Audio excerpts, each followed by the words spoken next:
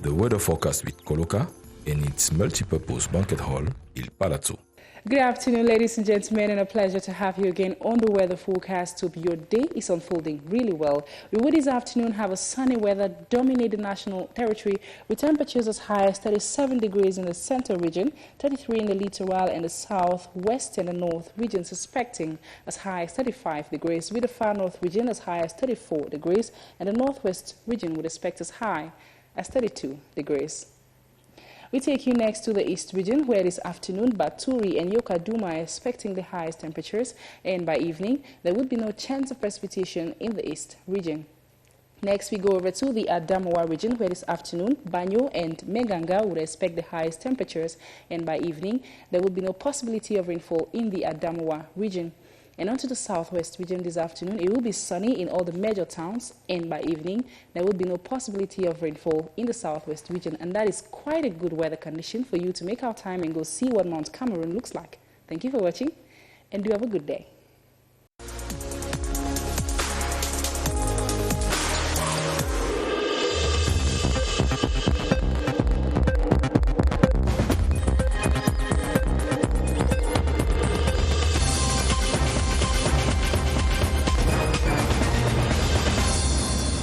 Tuesday, February 18, 2020. Good day and thanks for joining us on the Midday News on the Cameroon Radio Television, the CRTV.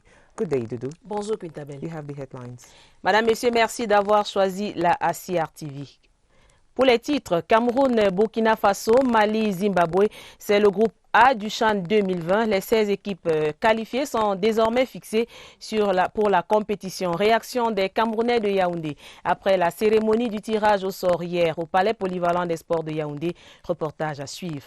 Invité du journal, Angelbert Mbarga, ancien entraîneur national de football, il sera sur ce plateau. Double scrutin législatif et municipal du 9 février dernier, la Commission nationale des droits de l'homme et des libertés salue la disponibilité des bulletins en braille dans les bureaux de vote.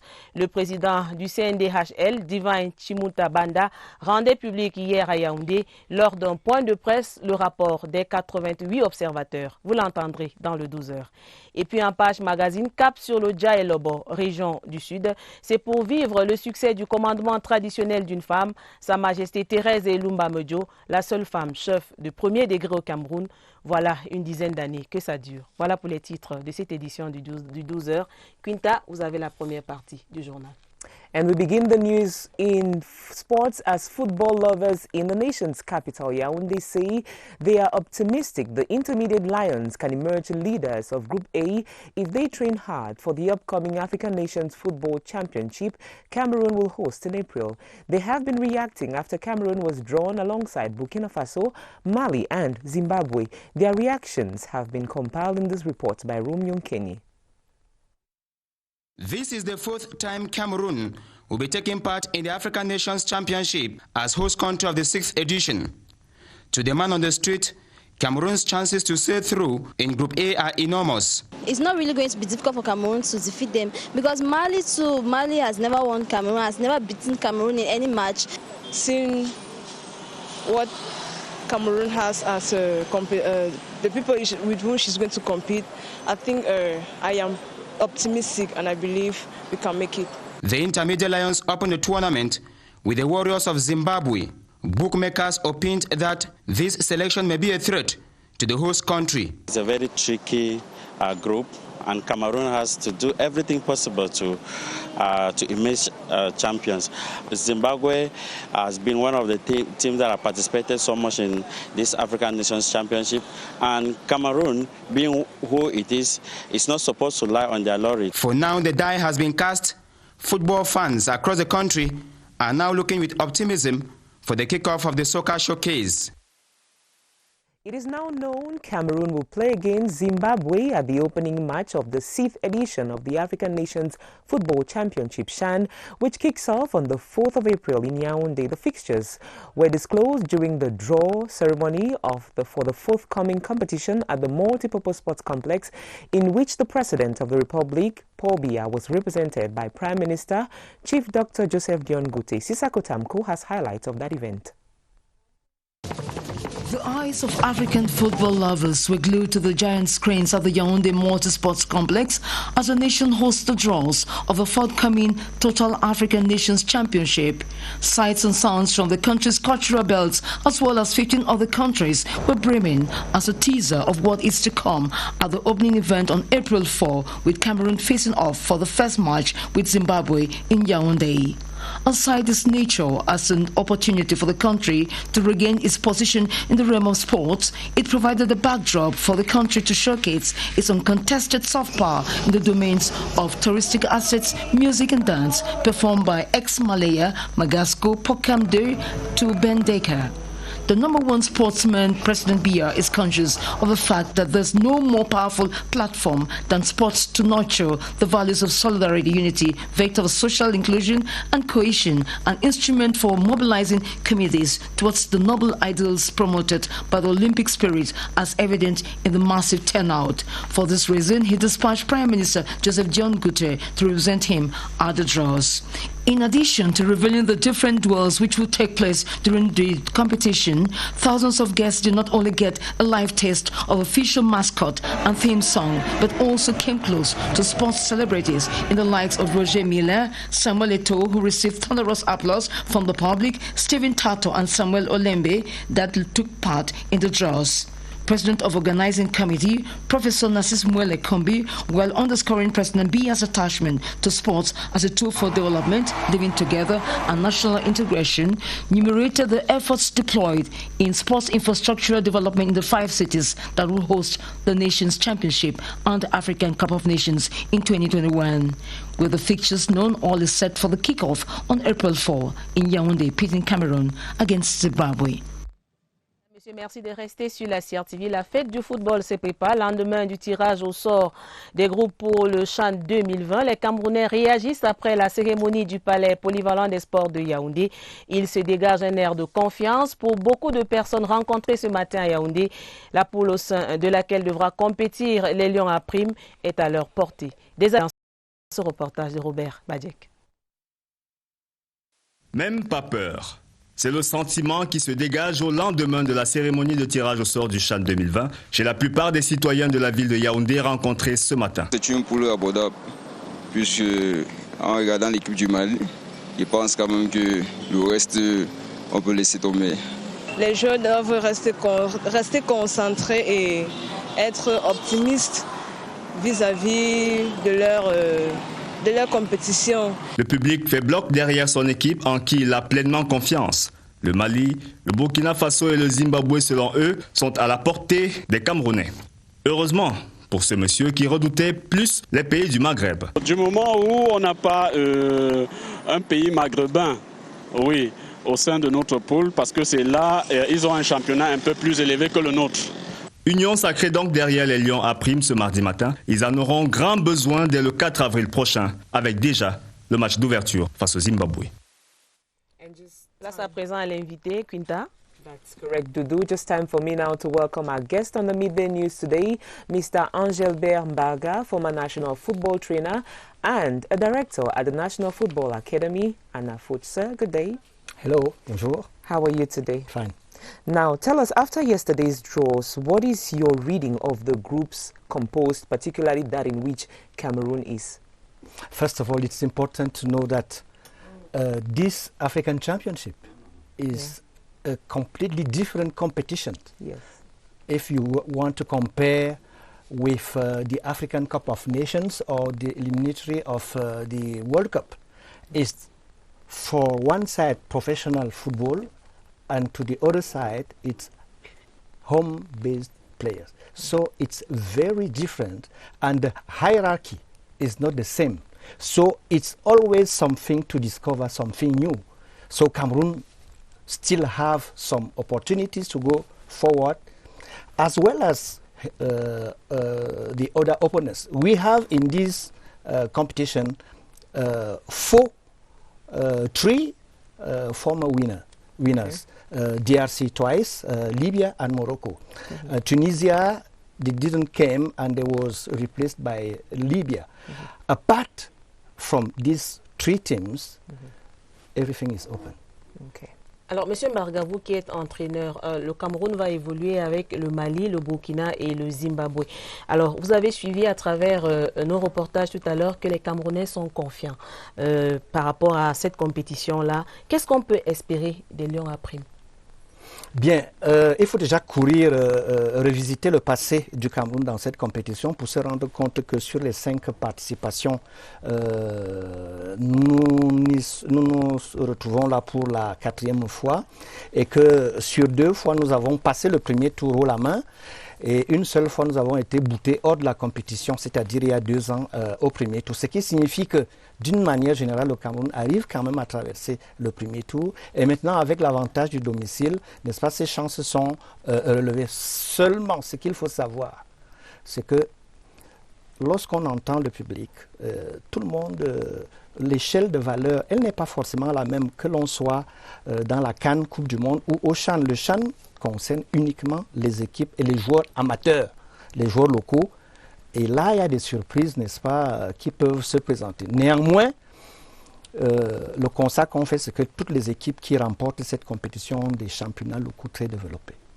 Et donc, comme c'est une compétition et qu'il n'y a jamais d'évidence, il n'y a pas d'évidence absolue en sport ou en football, alors tout est ouvert, mais il faut faire très attention.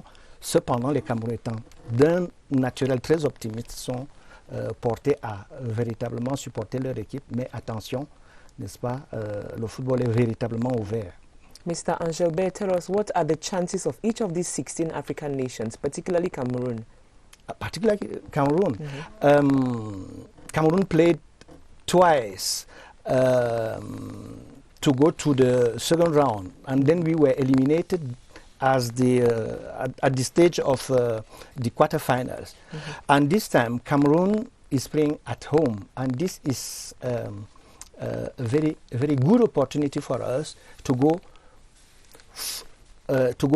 through to sail through to the next stage. Yes, through into this competition better than we did last 2 times, and for that we need good support of the supporters, because we are the host country and this is very important.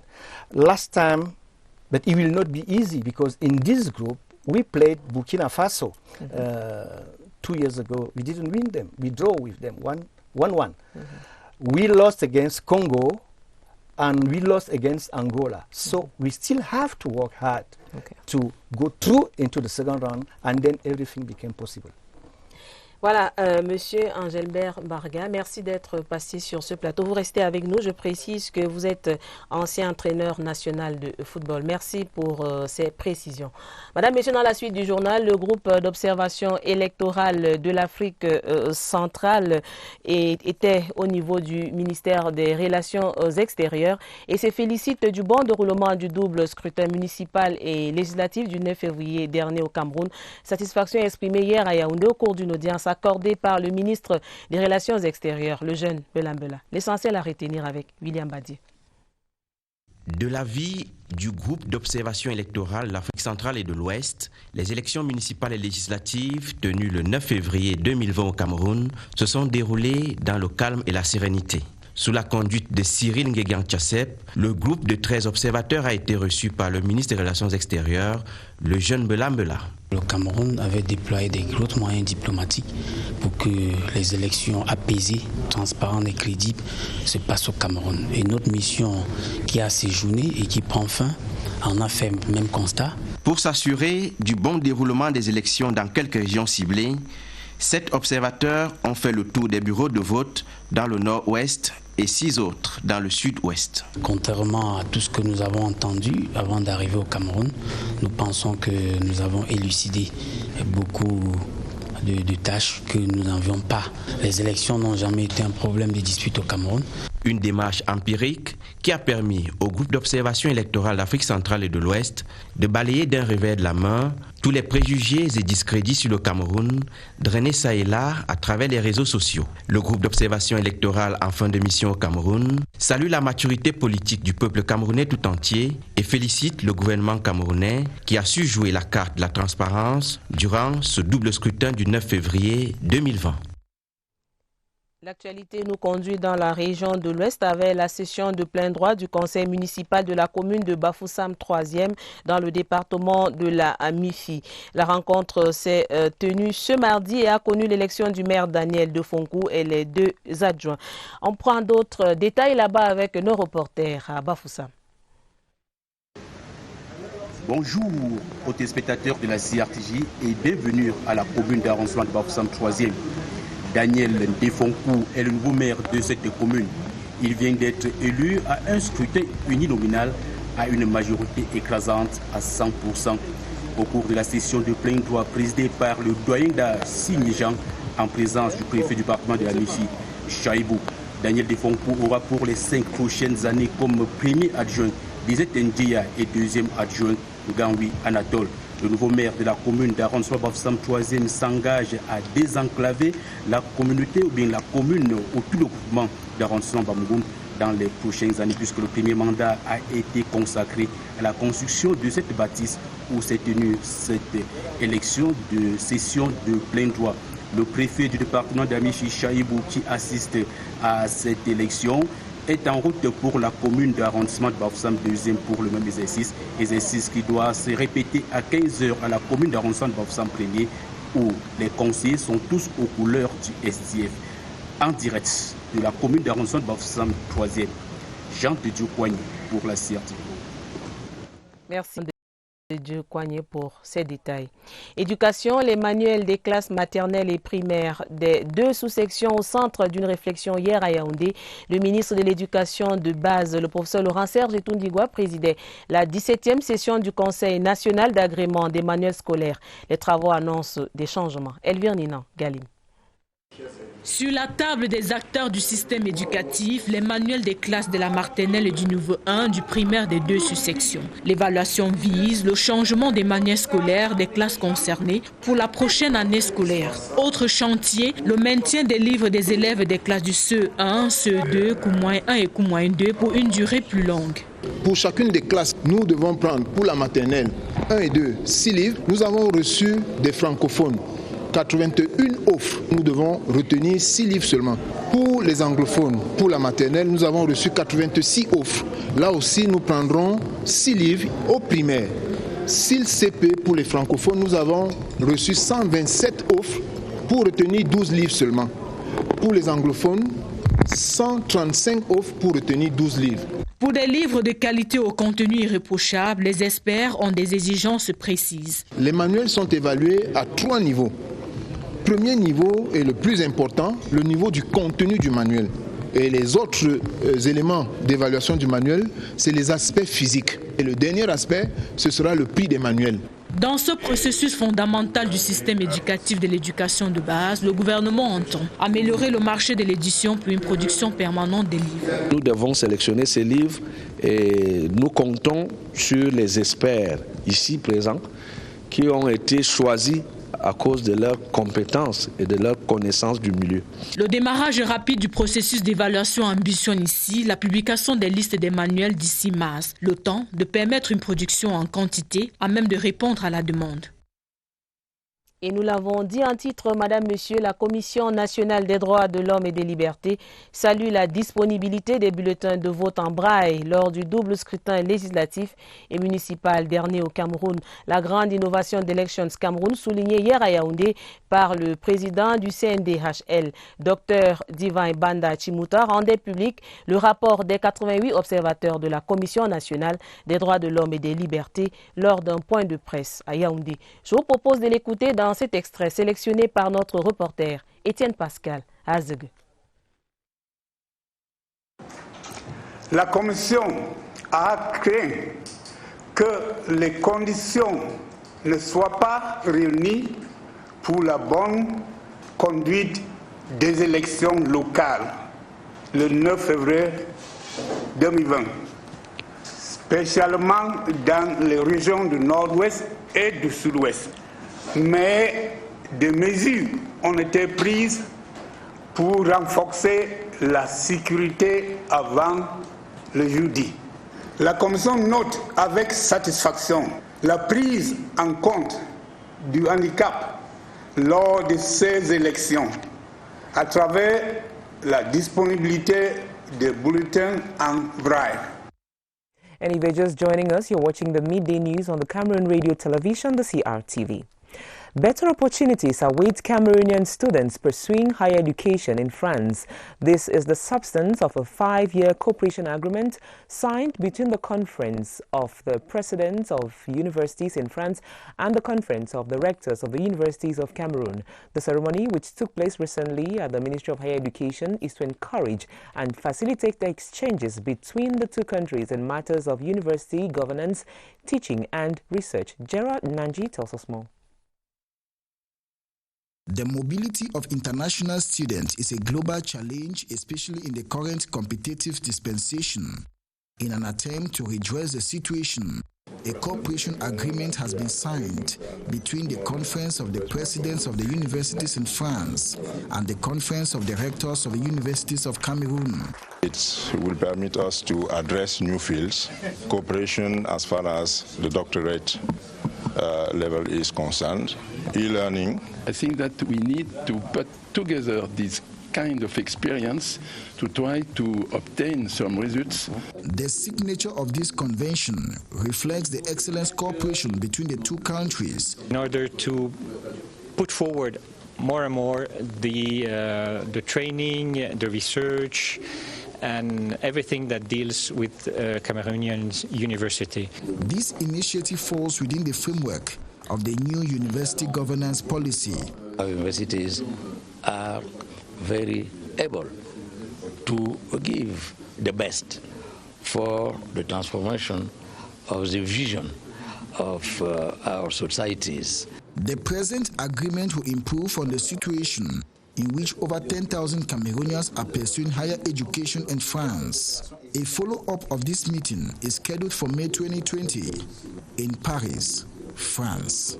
Relatedly, a concept known as the Choose France initiative has been launched in Cameroon to attract many more students to study in France. The initiative was launched at the French Embassy in Yaoundé recently by the country's ambassador to Cameroon, Christophe Guilou.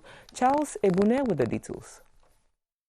Choose France is the latest initiative by the French government to make the country one of the most attractive centers of academic excellence in the world. The aim that was given to us by our Prime Minister last year is to go by 2027 up to 500,000 students, 500,000 students in France.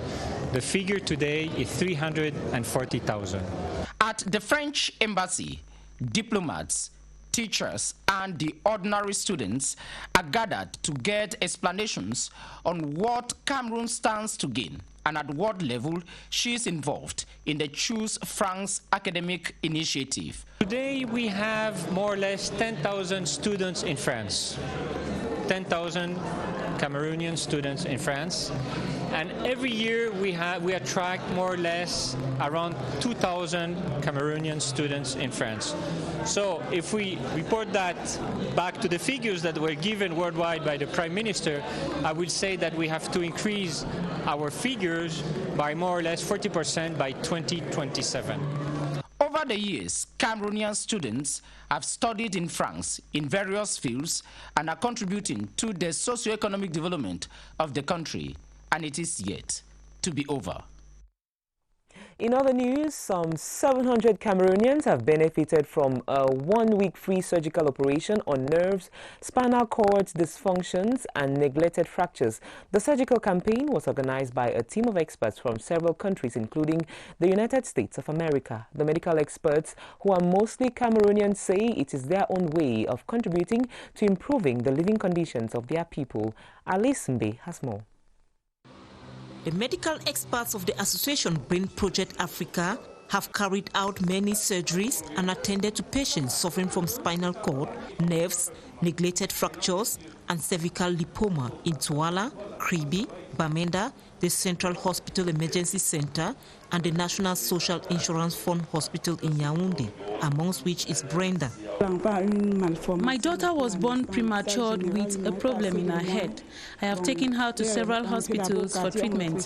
When I heard of this association, I brought her here to see the doctor. The team of 29 experts of anesthesia, theater instrumentalists, and neurologists are also out to sensitize the population on how to handle patients before seeking medical help. Our mission was to share knowledge with the local doctors and other medical providers here in Cameroon. The head of the team, Dr. Louis Benay, a Cameroonian based in the United States, won the Best Neurosurgeon Award in 2019 in the United States. The surgery is to relieve the pressure upon the spinal cord, the upper cervical spinal cord, to provide the stabilization that's needed for her to be able to support her head.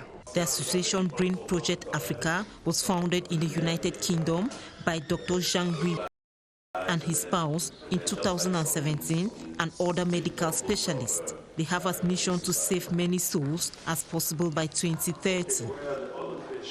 Merci d'avoir choisi la CRTV, Madame, Monsieur. Restez-y, votre fidélité nous honore.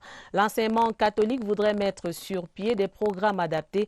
Un atelier de 5 jours était ouvert à Yaoundé hier. C'est à l'intention des responsables à l'éducation des diocèses du Cameroun.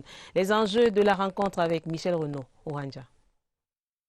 L'école catholique doit être comme une lumière qui garantit une école de qualité adaptée aux réalités de l'heure. La formation des accompagnateurs diocésains à la démarche d'appui à l'élaboration des projets d'école a pour cela un enjeu majeur. Nous ressortons certains défis.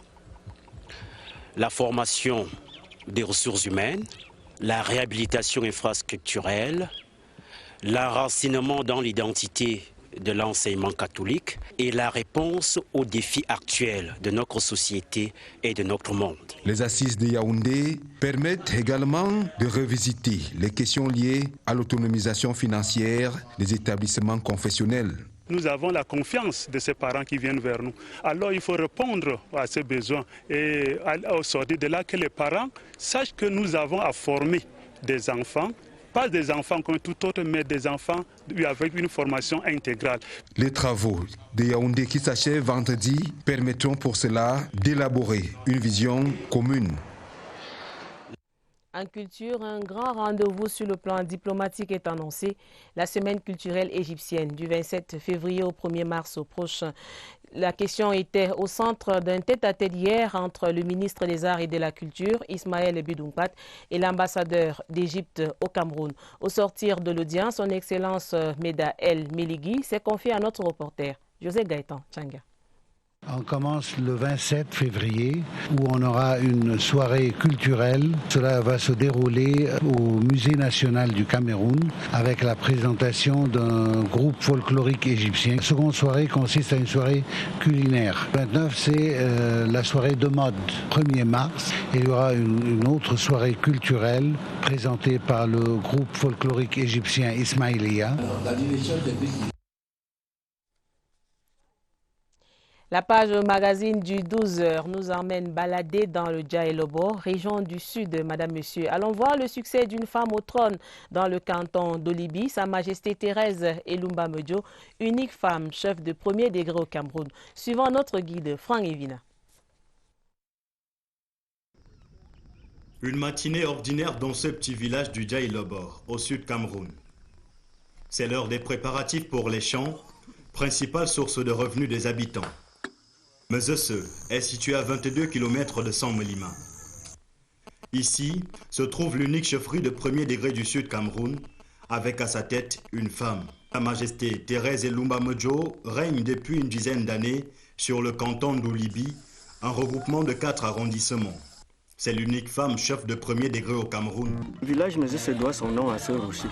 Mais disons qu'il y a deux histoires qui semblent se fondre en une seule.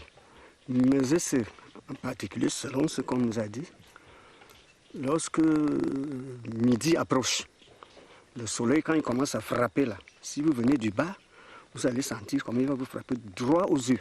vous ne voyez presque plus rien. Cette réverbération-là, on appelle ça un boulot.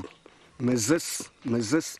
La deuxième, c'est que lorsque nos parents voulaient se réfugier, quand ils fuyaient, c'était comme un petit, chacun savait, Makezes. Zes veut dire là où le rocher, les deux rochers là, vous voyez, à cet endroit, Zes, Makezes. Dès que quelqu'un disait ça, Makezes, on savait que lui, il fuit déjà, il vient entrer là-dedans. D'où vient toujours Mezes. Voilà les deux histoires qui semblent se confondre en une seule.